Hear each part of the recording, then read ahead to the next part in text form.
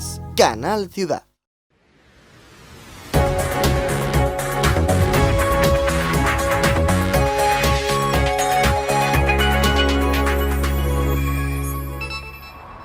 Soy Kevin Ibáñez y vamos a conocer hoy desde dentro el 3 de marzo de 1976. ¿Por qué se dio? ¿Qué consecuencias tuvo? Y lo más importante, sus antecedentes. Y por ello nos encontramos aquí, en la fábrica de neumáticos Michelin de Vitoria-Gasteiz. Aquí, entre el 26 de enero y marzo de 1972, los trabajadores, concretamente 3.500, organizaron huelgas y parones consecutivos, que fueron secundados también por trabajadores de BH, Neipes Fournier o Esmaltaciones San Ignacio, entre otras empresas vitorianas. ¿Qué consecuencias dio esta primera movilización para los trabajadores? Muchos de ellos fueron despedidos, otros sufrieron reducciones de salario drásticas o incluso otros llegaron a ser detenidos, porque esas primeras movilizaciones de 1972 pusieron en jaque a las autoridades del régimen. La crisis económica de 1973 provocó reformas en el sector público de ese momento, afectando a numerosas empresas con despidos y condiciones laborables injustas, por las que los trabajadores se manifestaban reuniéndose en asambleas prohibidas en tiempos del régimen y convocando huelgas. Además, la estructura industrial de España, en comparación a otros países, estaba atrasada y se pedían cambios, dándose una inflación económica. El gobierno no cedía y la situación empeoraba con huelgas consecutivas, y en Vitoria cada día el ambiente estaba más tenso, con huelgas como las del pan, forjas, esmaltaciones y también huelgas de hambre. Y nos encontramos en la parroquia de San Francisco de Asís, lugar de la fatídica tarde del 3 de marzo de 1976. Había convocada una huelga general que fue masiva en todo Vitoria, y a las 5 de la tarde en la iglesia de San Francisco convocada una asamblea donde se iba a comentar cómo había ido la marcha de la huelga general. Desde la mañana la policía se empleó duramente, la represión fue muy fuerte, ya hubo heridos de arma de fuego desde la mañana. Ya antes de las 4 de la tarde la iglesia estaba prácticamente llena y había pues unas 4.000 personas dentro y otras tantas fuera, porque se fueron acumulando y no pudieron entrar. Después de sucesivas gestiones con el obispado para que el obispo prohibiera la entrada, la tenían prohibida por el concordato, pero aún así querían entrar. Y entonces se reclamó al obispado que prohibiera, pero el obispo, según consta documentalmente, lo que guardó fue un prudente silencio. La policía se sintió ya aprobada y entró a las 5:05 o 5:10, entró directamente en la iglesia. Yo les vi entrar, estaba allí en aquel momento, entraron en la iglesia y lo primero que hicieron fue ordenar el desalojo. Claro, el desalojo era prácticamente imposible con tanta gente, y entonces dispararon inmediatamente botes de humo, de gas. ¿Qué ocurrió? Pues te puedes imaginar, 4.000 personas aquí concentradas en un recinto completamente cerrado y viéndose rodeada de humo asfixiante, pues el pánico fue generalizado. Estas ventanas, que ahora están con barrotes, en aquella época estaban sin barrotes, entonces la gente rompió los cristales para poder respirar.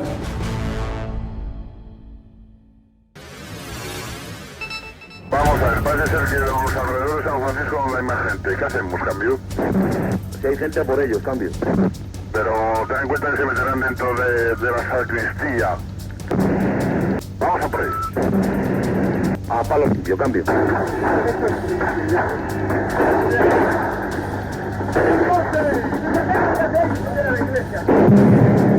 Esta es la guerra en pleno, se nos está terminando la munición, las granadas, y nos están liando a piedras que no es posible defenderse con ellos.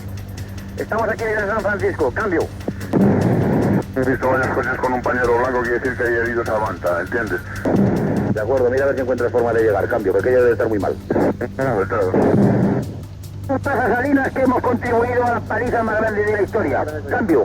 Atento rápidamente, Por cierto, aquí ha habido una masacre, cambio.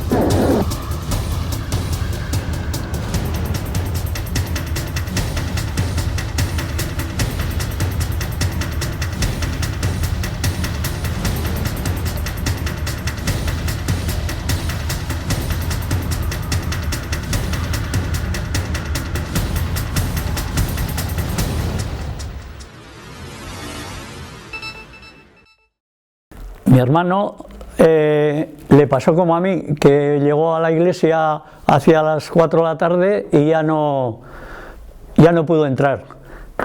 Y entonces se subió a la casa de la novia, que vive justo enfrente de la iglesia, y allí desde el balcón vio como ya antes de las 5 la policía acercó la iglesia y como empezó a tirar botes de humo y a la salida a golpear a los que salían de la iglesia. Y mi hermano, que estaba con la novia, desde el balcón, que se ve todo, hay un edificio de 8 alturas y él estaba en el 5º, pues le dijo a la novia: mis hermanos están dentro, y se bajó.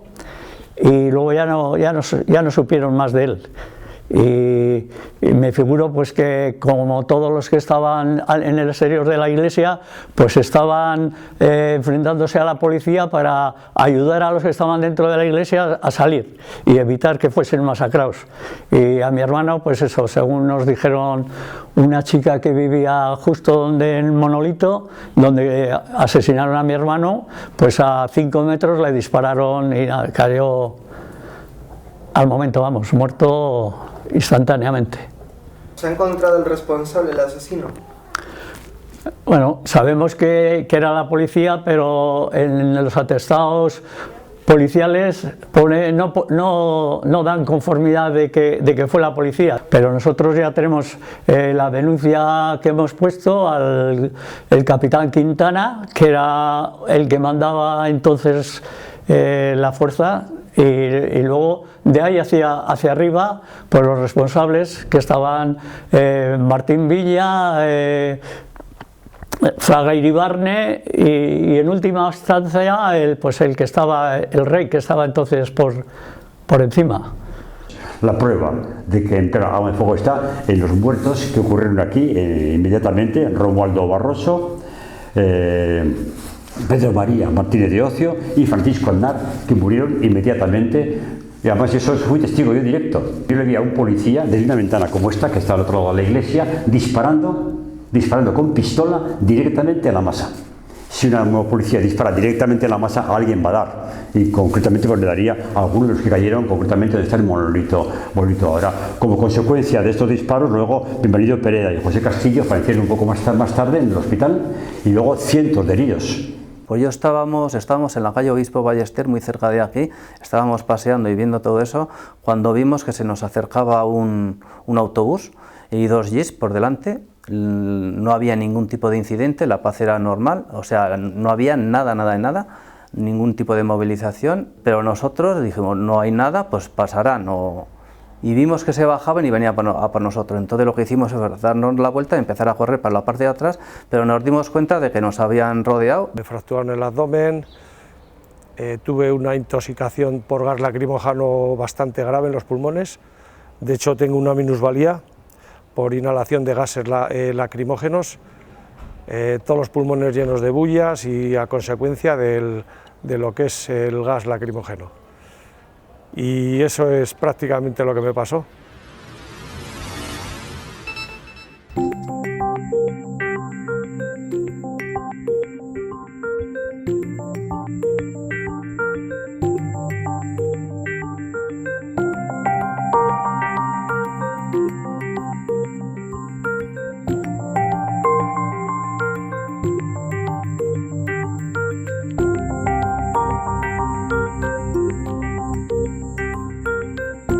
Así lo contaba la prensa, el funeral que se llevó a cabo aquí, en la Catedral Nueva de Vitoria-Gasteiz. La prensa del 4 de marzo de 1976, donde se enterró a Francisco Aznar, Romualdo Barroso y Pedro María Martínez Ocio.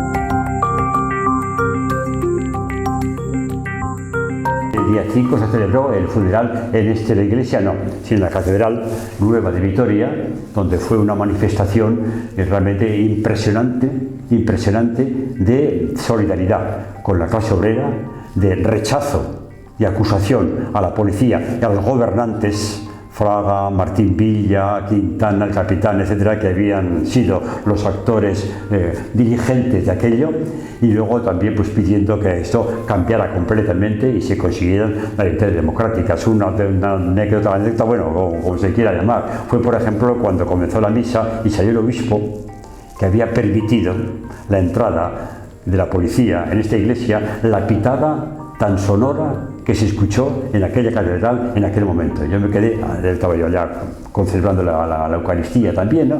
Realmente asombrado, yo no sé cómo aquel hombre pudo continuar luego con la misa, no me lo explico, pero ya continuó. Después vino ya la homilía, que la pronunció precisamente el párroco de esta iglesia, que hemos preparado entre varios, que fue con continuos aplausos, porque denunció la injusticia que se había cometido, condenó los atentados que se habían y las muertes que habían ocurrido, dijo que aquello no había derecho a matar y a matar así, reivindicó para la clase obrera el derecho a la asociación, derecho a la huelga, los derechos democráticos que en todo país existían, menos en este país en aquella época, ¿no? El señor Fraga Iribarner, en una de las declaraciones que hizo, fue que la paliza de Vitoria contribuye a que el resto de España se porte como se tiene que portar, como si nosotros habríamos sido, bueno, prácticamente sí nos tenían catalogados como terroristas. La prensa, como era del régimen, censurada además, ¿no? Pues entonces prácticamente el libro que tengo aquí, por ejemplo, este es el primero que salió, este es un libro clandestino, clandestino que salió en aquella época y está hecho por, vamos, periodistas, en el cual colaboramos nosotros también, ¿no? La prensa recogía pues más o menos lo que les permitía el gobierno de información, ¿no? Entonces, pues bueno, la respuesta a la masacre que hubo aquí fue justificando y amparando a los responsables, tanto policiales que cometieron la masacre, como a los responsables políticos que la indujeron. La prensa se encargó siempre de difuminar las cosas, informar mal y de alguna manera hacer ver que bueno, que no era para tanto y que en definitiva la culpa, que es lo que había tenido la masa obrera que se había rebelado. Ahora, como se sabe, tenemos en la justicia argentina una querella donde intentamos que esta justicia, que creemos unos hechos que pertenecen a la justicia universal, que sean judicializados, porque estos hechos son de lesa humanidad que no pueden prescribir. Los responsables, el señor Martín Villa, todavía está ocupando un cargo en una multinacional y sin hacerles nada. Y de hecho ahora se ha tenido que recurrir, que es lamentable, llevar la querella a Argentina, que un país del extranjero tenga que llevar o procurar que se reconozca los hechos de Vitoria una jueza argentina. Y no hacen más que ponernos trabas. De hecho, en Vitoria ahora quieren inaugurar lo del Instituto de Memoria Histórica y nos tienen apartados, como si nosotros seguimos considerados como bichos raros. La impunidad sigue, 41 años después, sigue presente. Por más intentos que se han hecho para esclarecer los hechos, ha sido imposible. Atendiendo a la jurisdicción internacional en materia de derechos humanos, delitos de lesa humanidad o genocidio ni prescriben ni pueden ser amnistiados, y entendemos que no cabe aplicar la prescripción para estos hechos, ¿no? Aquello fue un delito de lesa humanidad, así se reconocen por diferentes instancias internacionales, y eso es lo que queremos que se juzgue, ¿no? Y por eso hemos presentado en los juzgados de Vitoria también una querella para que se juzguen. Los primeros intentos están siendo infructuosos, tenemos presentado recursos y veremos cómo responden ante esos recursos, ¿no? En cualquier caso, estamos decididos a continuar a dar todo el recorrido y llegaremos hasta el Tribunal de Derechos Humanos de Estrasburgo si hace falta. Ya hemos logrado que nos reconozcan víctimas de abusos policiales, pero todavía no nos entra en la cabeza por qué no nos reconocen como víctimas del terrorismo. Porque por lo visto hay víctimas de primero y de segundo grado. Mucha sangre fue derramada, pero las mejoras que se consiguieron en aquel momento fueron enormes, ¿no?